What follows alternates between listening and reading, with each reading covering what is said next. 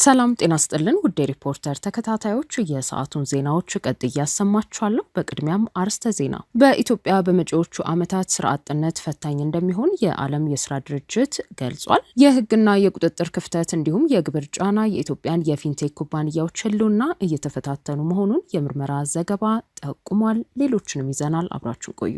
በኢትዮጵያ የፋይናንስ ዘርፍ ውስጥ ከቅርብ ዓመታት ወዲህ የተስፋፉት የዲጂታል ፋይናንስ ተቋማት ወይንም ፊንቴክ ኩባንያዎች ፈጣን እድገት እያስመዘገቡ የነበሩ ቢሆንም ባልታሰበ ሁኔታ ወደ ድንገተኛ የህልውና ስጋት ውስጥ ገብተዋል ተባለ። በፌዴራል ፖሊስ፣ በገቢዎች ሚኒስቴርና በፍትህ ሚኒስቴር የተቀናጀ ግብረ ኃይል በአዲስ አበባ ከተማ በሚገኙ የፊንቴክ ኩባንያዎች ላይ ባካሄደው ኦፕሬሽን በርካታ የባንክ ሂሳቦች እንዳይንቀሳቀሱ መደረጉን፣ የድርጅቶቹ ሰርቨሮች መወረሳቸውን፣ ስራ አስፈጻሚዎችን ጨምሮ በርካታ የተቋማቱ አመራሮች በቁጥጥር ስር ውለው ምርመራ ተጀምሮባቸው ነበር። የመንግስት ሪፖርት እንደሚያመለክተው የስፖርት ውርርድ ድርጅቶችን ሽፋን በማድረግ በተፈጸመ ወንጀል ከ100 ቢሊዮን ብር በላይ ወይም ወደ 1.8 ቢሊዮን ዶላር ገደማ የታክስ ስወራ ተፈጽሟል። በተጨማሪም ህገወጥ የገንዘብ ንግድና የሐዋላ ዝውውር ወንጀል ተፈጽሟል ቢባልም ብሔራዊ ባንክ የሰራው የበርካታ ቢሊዮን ብር የሂሳብ ስሌት ስህተት እንዲሁም የገቢዎች ሚኒስቴር ስህተቱ በይፋ ከተገለጸ በኋላም ቢሆን የድርጅቶቹን ገንዘብ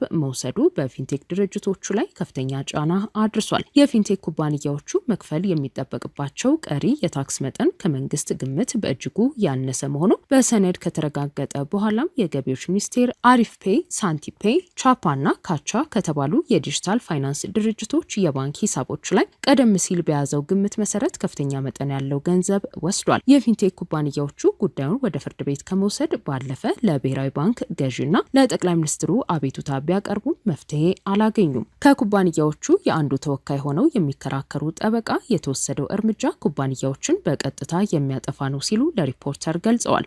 የወከሉት ኩባንያ የሚጠበቅበት የግብር ዕዳ ከ20 እስከ 30 ሚሊዮን ብር ብቻ የነበረ ቢሆንም መንግስት ሙሉ በሙሉ በግምት ላይ ተመስርቶ 818 ሚሊዮን ብር በቀጥታ ከድርጅቱ የባንክ ሂሳብ ላይ ተቀንሷል። ጠበቃው እርምጃውን አጥፊ፣ ህገወጥና ገና 3 ዓመት ያልሞላውን ዘርፉን ለማጥፋት ታስቦበት የተደረገ ጥቃት ነው ሲሉ ኮንነዋል።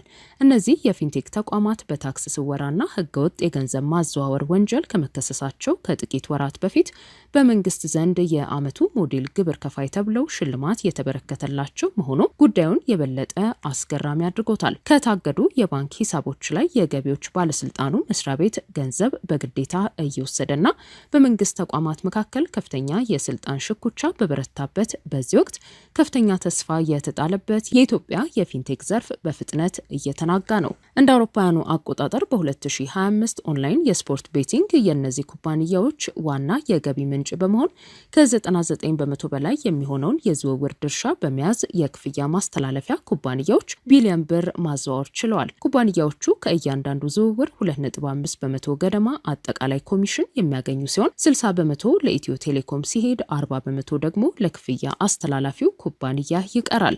የኩባንያዎቹ ፈጣን እድገት በ2018 ዓ.ም መጀመሪያ ገደማ ላይ የጸጥታና የፋይናንስ ደህንነት አካላት በዘርፉ ላይ ባካሄዱት ዘመቻ ሁሉንም የክፍያ አስተላላፊ ኩባንያዎች ወርሃዊ ሪፖርት ከሚሰበስበው ከብሔራዊ ባንክ መረጃ ጠይቀው ከ2015 እስከ 2018 ዓ.ም ያለውን መረጃ በማዘጋጀት ሂደት ላይ ብሔራዊ ባንኩ ሁለት መሰረታዊ ስህተቶችን መፈጸሙ ታውቋል። የመንግስት ኦዲተሮች አጠቃላይ የተንቀሳቀሰውን የገንዘብ መጠን ኩባንያዎቹ በኮሚሽን ከሚያገኙት ትክክለኛ ገቢ ጋር ደባልቀው በመቁጠራቸው 30 በመቶ ገደማ የትርፍ ታክስ ተጠይቀዋል። ለአብነትም አሪፍፔይ በተባለው ኩባንያ ብቻ የመንግስት መርማሪዎች ኩባንያው በ3 ዓመት ውስጥ 143 ቢሊዮን ብር አዘዋውሯል በሚል ግምት 43 ቢሊዮን ብር የታክስ ዕዳ አለበት ብለዋል። ሌላኛው ስህተት በብሔራዊ ባንክ የተዘጋጀው ሰነድ ከፍተኛ የቁጥር ስህተት መያዙ ሲሆን ለአሪፍፔይ በ3 ዓመታት ውስጥ የተንቀሳቀሰው ትክክለኛ ገንዘብ በ73 ሚሊዮን ዝውውሮች 32 ቢሊዮን ብር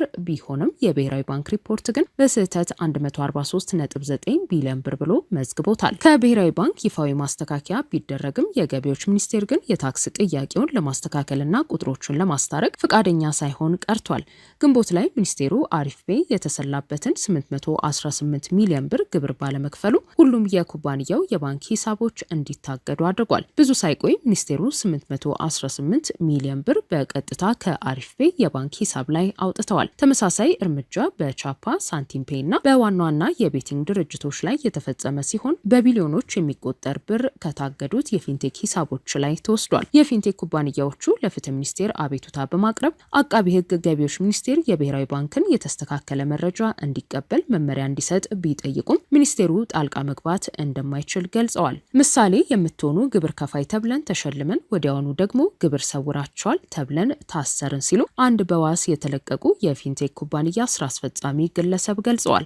በኦንላይን ውርርድና የገንዘብ ዝውውር ቁጥጥር ላይ የትኛውም ተቋም ስልጣን አለው የሚለው የባህልና ስፖርት ሚኒስቴር የገቢዎች ሚኒስቴርና የብሔራዊ ሎተሪ አስተዳደርን አከራካሪ አድርጎ ነበር። በዚህ ዓመት የብሔራዊ ሎተሪ አስተዳደር ሁሉም የፋይናንስ ተቋማት ከስፖርት ቤቲንግና ከፊንቴክ ኩባንያዎች ጋር ያላቸውን አገልግሎት እንዲያቋርጡ ማዘዙን ተከትሎ የልደታ ከፍተኛ ፍርድ ቤት የሎተሪ አስተዳደሩ የንግድ ፍቃዶችን መሰረዙ ህገ መንግስታዊ መብቶችን የሚጥስ መሆኑን ኩባንያዎቹ ህጋዊ ምዝገባ ያላቸውና ግብር የከፈሉ መሆናቸውን ጠቅሶ አስተዳደሩ ባልተረጋገጠ ውንጀላ ላይ ተመስርቶ እርምጃ መውሰዱ የአስተዳደር ህግና የንብረት መብትን መጣስ ነው ብሏል። በአጋጣሚ ሆኖ የዲጂታል ፋይናንስ ድርጅት አመራሮች ለእስርና ለኢኮኖሚ ውድቀት በተዳረጉበት ወቅት የሀብት ወረሳውን ያካሄዱ የገቢዎች ሚኒስቴር ታክስ ኦዲተሮችና ኃላፊዎች ከድርጊቱ በኋላ የስራ እድገት ማግኘታቸውን የውስጥ ምንጮች ጠቁመዋል።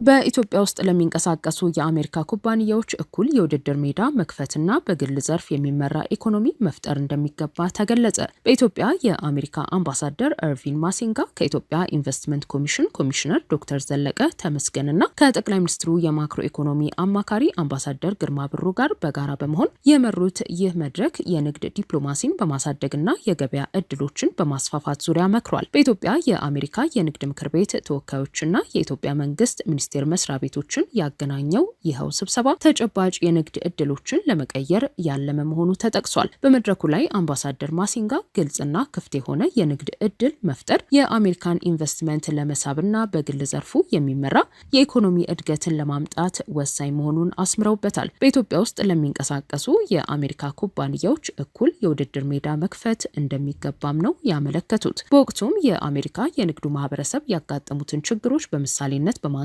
ውይይቱን ወደ ተጨባጭ ውጤት ማሸጋገር ይገባል ብለዋል። የኢትዮጵያ ኢንቨስትመንት ኮሚሽንና የግል ዘርፉ ተወካዮች የንግድ ዘርፍ ማነቆችን ለመፍታት የሚያስችል እቅድ እንዲያዘጋጁ ምክረ ሀሳብ አቅርበዋል። በኢትዮጵያ በመጪዎቹ ዓመታት ስራ አጥነት ፈታኝ እንደሚሆን የዓለም የስራ ድርጅት ገለጸ። በትምህርት ያልገፉና የስራ ልምድ የሌላቸው ወጣቶች በክህሎት ማነስና በራሳቸው ስራ ለመጀመር በሚገጥማቸው የፋይናንስ ችግር የስራ ዕድል እጦት እንደሚያጋጥማቸው የዓለም የስራ ድርጅት ገልጿል። የዓለም የስራ ድርጅት ከሴቶችና ማህበራዊ ጉዳይ ሚኒስቴር ከዩናይትድ ኪንግደም ተራድኦ ድርጅትና ከሌሎች ተቋማት ጋር በጋራ በመሆን በማህበራዊ ጥበቃ ላይ ያዘጋጀውን ሪፖርት ይፋ ሲያደርግ ነው ይህንን የገለጸው። በሪፖርቱ መሰረት ቁጥራቸው እያደገ ያለው ስራ ፈላጊ ወጣቶች በክህሎት ክፍተትና የራስን ቢዝነስ ለመጀመር በሚገጥማቸው የፋይናንስ እጦት ከፍተኛ ተግዳሮት ይገጥማቸዋል። የህፃናት ቁጥር በከፍተኛ ሁኔታ መጨመር ወደ ስራ ሊገባ የሚገባውን የወጣት ቁጥር የሚያሳድገው በመሆኑ እድገቱን ከከተሞች የስራ ገበያ እድል ጋር አጣጥሞና አዋህዶ መሄድ ከፍተኛ ፈተና ይሆናል ብሏል። በሀገር አቀፍ ደረጃ ለስራ ብቁ የሆነው የህዝብ ቁጥር እንደ አውሮፓውያኑ አቆጣጠር በ2015 ከነበረበት 54.7 ሚሊዮን እንደ አውሮፓውያኑ አቆጣጠር በ2025 74.8 ሚሊዮን እንደ አውሮፓውያኑ አቆጣጠር በ2030 ወደ 85.3 እንደሚደርስ ሪፖርቱ ያመለክታል። በተመሳሳይ ከ15 እስከ 64 ዕድሜ ክልል የሚገኝ የህዝብ ቁጥር እንደ አውሮፓውያኑ አቆጣጠር በ2022 27.6 በመቶ እንደነበር እንደ አውሮፓውያኑ አቆጣጠር በ2032 ወደ 29.8 ያድጋል ይላል። ከ45 እስከ 64 የዕድሜ ክልል ውስጥ ያለው ዜጋ በ2022 ከነበረበት 11.3 በመቶ በ2032 ወደ 14.3 በመቶ የሚያድግ መሆኑን፣ ዕድሜያቸው ከ65 ዓመት በላይ ያሉት ደግሞ ከ3.2 በመቶ ወደ 4 በመቶ እንደሚያድጉ ይተነበያል። በኢትዮጵያ 11.5 በመቶ የሚሆኑ ዜጎች ቢያንስ ጤናን ያላካተተ ማህበራዊ ጥበቃ እንዳላቸው የሚገልጸው ሪፖርቱ 9.7 በመቶ ሰራተኞች የጡረታ ሲከፍሉ 4.2 በመቶ አረጋውያን ብቻ ጡረታ ይቀበላሉ ይላል። በዚህ መረጃ መሰረት አብዛኛው ስራ በኢመደበኛ ኢኮኖሚ ውስጥ የተያዘ መሆኑ ማሳያ መሆኑን ይጠቁማል። የከተማ ሴፍቲኔት ማህበራዊ ጥበቃን በከፍተኛ ሁኔታ ያጠናከረ አሰራር ነው የሚለው ሪፖርቱ ከስራ ጋር የተገናኙ ጥቅማ ጥቅሞች በወንዶች የበላይነት የተያዙ መሆናቸውን ያስረዳል። የፋይናንስ ውስንነት፣ ወቅታዊ የምግብ አቅርቦት እጥረት፣ ከፍተኛ የሆነ የከተማ ስራ አጥነት፣ ደካማ ተቋማዊ ቅንጅት፣ ለአደጋ የሚሰጥ የዘገየ ምላሽና በመሳሰሉት ምክንያቶች ማህበራዊ ጥበቃ ዝቅተኛ አፈጻጸም ማሳየቱን ያብራራል። የከተማው ህዝብ ቁጥር እንደ አውሮፓውያኑ አቆጣጠር በ2019 ከነበረው 22.8 ሚሊዮን በ2025 ወደ 31 ሚሊዮን እንዲሁም በ2030 ወደ 39.3 ሚሊዮን እንደሚደርስ የሚያስረዳው ሪፖርቱ የከተሜነት እድገት የስራ ዕድሉን የበለጠ እንደሚያጠበው ይገልጻል። ውድ የሪፖርተር ተከታታዮች የሰዓቱ ዜናዎቻችን እነዚህ ነበሩ። ስላደመጣችሁን ከልብ እናመሰግናለን።